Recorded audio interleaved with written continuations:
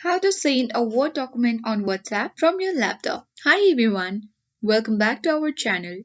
This is Rose and I will show you on how to send a Word document on WhatsApp from your laptop.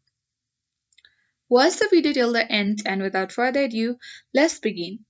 First click on the search bar at bottom left corner and type in WhatsApp. Click on open button to access WhatsApp. Now look for the chat where you want to simply send the Word document. Once you open it, click on the paperclip icon or address icon at bottom left corner next to type a message bar. From this menu bar, choose document option and select your Word document. You can easily select the location where you have kept your Word document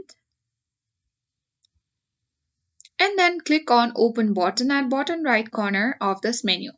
And with that, you will successfully send Word document. Here you can easily type in caption or leave as it is. Now click on the send button at bottom right and with that you are good to go.